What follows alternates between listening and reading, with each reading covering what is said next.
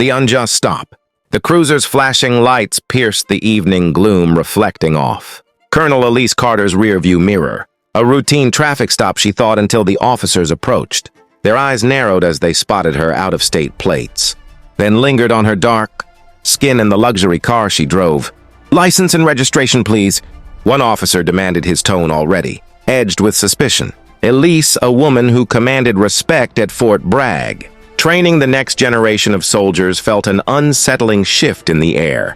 She was an active-duty officer, a decorated veteran, with 2 tours in Afghanistan and a Bronze Star, but to these officers, she was just another black driver. "Is there a problem, officer?" Elise asked, her voice calm and steady. The officer smirked. "Just a little search, ma'am." "You know routine?" Elise's jaw tightened. "I am an active-duty officer. You have no probable cause for a search." The second officer chuckled, nudging his partner. "We'll see about that." Before she could react, they were pulling her from the vehicle, pressing her against the car. "Stop resisting!"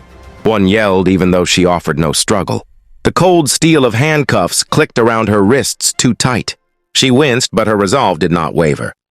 Her gaze locked onto the officer's badge, memorizing every detail. "Bet you're used to giving orders, huh?" "Not here," the officer sneered, rifling through her glove box while his partner mocked her. Humiliation washed over Elise, but it quickly morphed into a simmering anger. Her phone buzzed in her pocket, an unknown caller. She lunged for it, a flicker of hope in her eyes. The officer snatched it away, a cruel smile on his face. "You ain't calling nobody." Elise, a slight smile playing on her lips, looked him dead in the eye. "That," she stated, "was my direct line to the Pentagon." A beat of silence followed the officer's smirks, faltering just for a moment. The fallout. 48 hours later, the same 2 officers sat across from their precinct captain.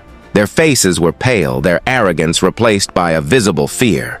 The captain slammed a file onto his desk, the sound echoing in the tense room. "You messed with the wrong woman," he growled. Just then, the phone beside him rang.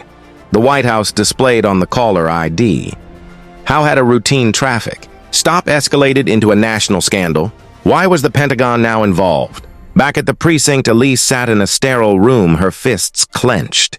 Her career, her reputation, would this unjust incident follow her forever? The officers across the room whispered, their mocking tones still audible. "She's bluffing," one scoffed. The captain stormed in, his face crimson. "You idiots! She's a decorated colonel!" The officers tried to argue. "So, we had reasonable suspicion." But their words died in their throats as the captain's phone rang again. "Secure line," he announced, holding up a hand. A voice crackled through the receiver.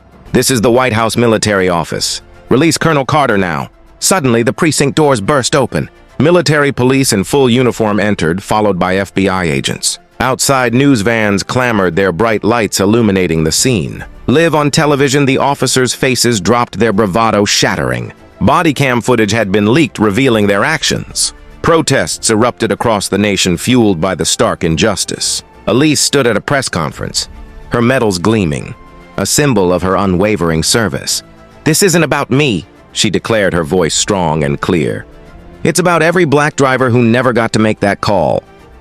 The White House statement followed swiftly. "We will hold accountable those who betray their oath."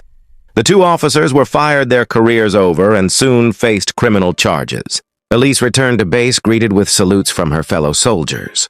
But it was her son's hug that mattered most. "Mom, you won," he whispered, burying his face in her uniform.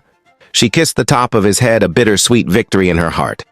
"No, baby," she murmured. "We just—" Her voice trailed off, a silent promise that the fight for justice was far from over.